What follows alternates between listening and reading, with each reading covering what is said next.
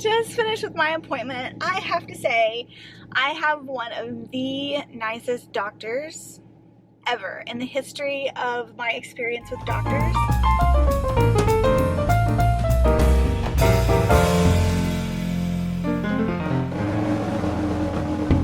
Well, I finally arrived at my surgical oncologist office.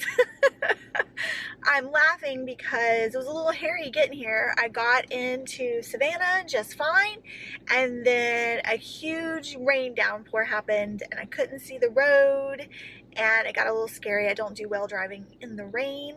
I can't remember exactly what it's called, but I have trouble when the light hits water on the road, having trouble seeing lines. And then I got lost.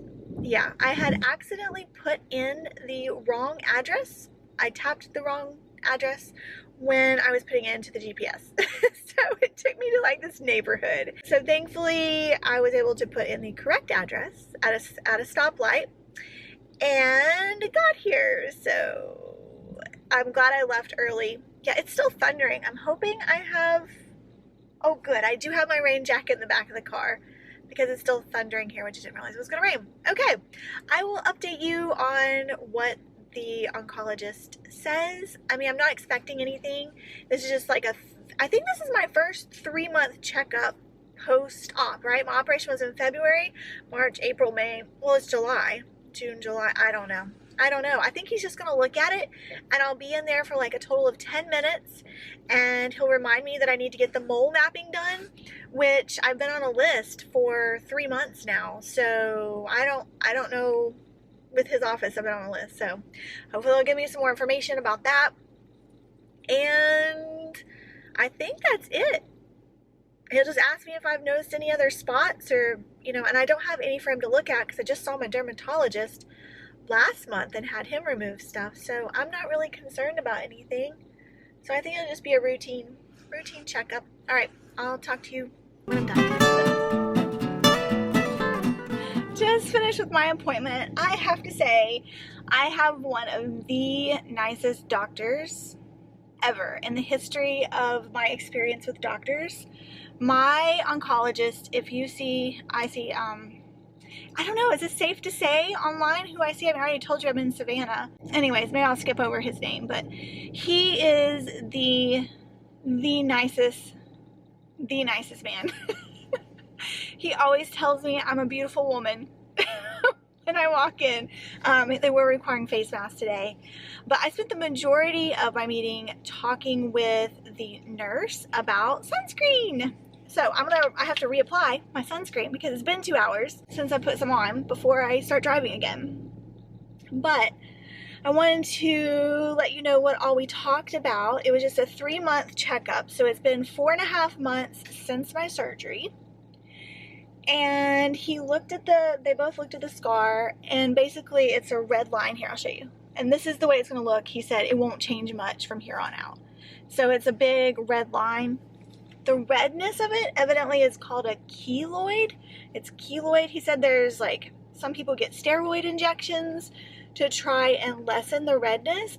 But I told him honestly, it doesn't bother me. It reminds me to put sunscreen on.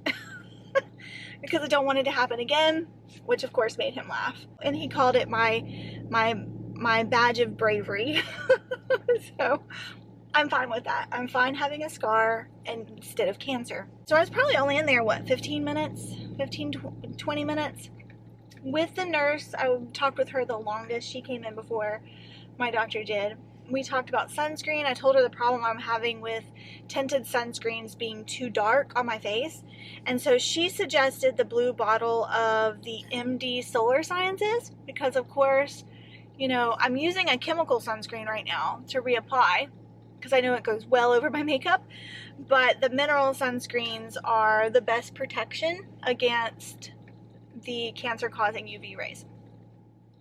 So, should I tell you I have 2 layers of mineral sunscreen. The first layer I tried on, I put on this morning, was the new tinted Dermatology physical sunscreen that they just came out with.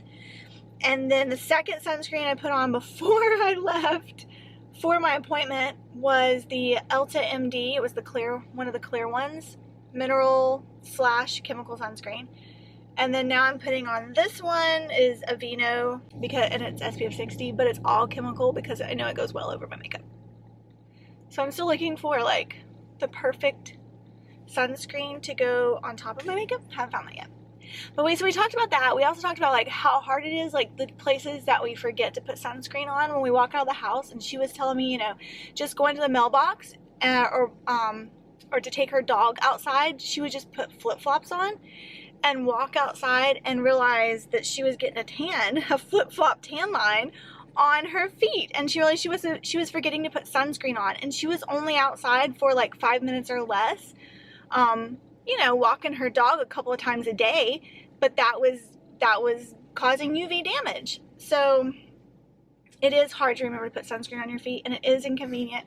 We talked about how it takes like 20 minutes before you go anywhere just to put all the sunscreen you need. But she evidently had a melanoma on her leg, on her thigh, she said about 1.5 years ago. So we talked about, I asked her, does she wear shorts?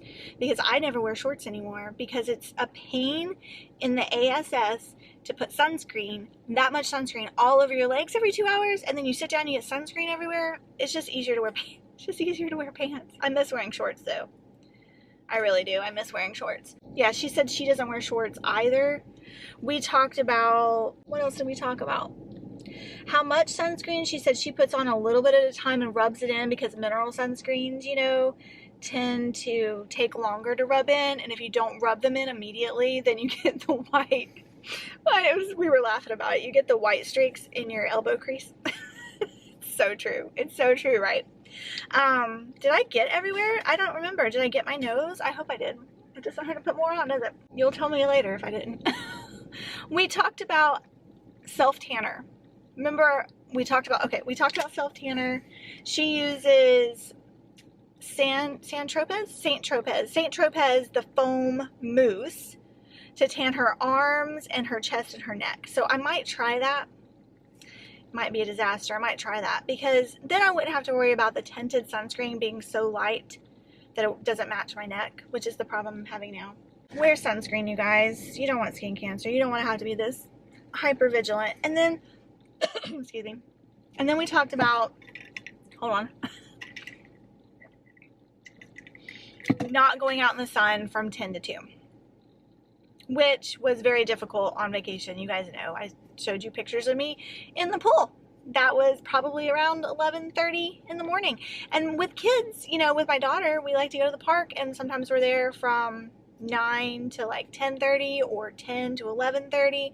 And, you know, I told her I'm wearing my hat, put sunscreen in my part line, constantly reapplying. I'm that mom at the park with the long sleeves and the pants on. Oh, I do wear sandals or flip-flops or something. Well, most of the time I wear sneakers, now that I think about it. It's very rare that I'll put on my Birkenstocks to go to the park anymore.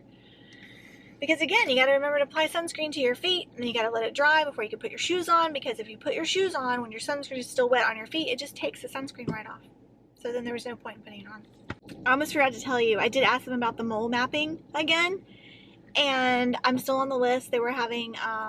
the person who does the mole mapping for them only works part-time, and they had some kind of security issue with their computers, and so all their computers either were stolen or something happened.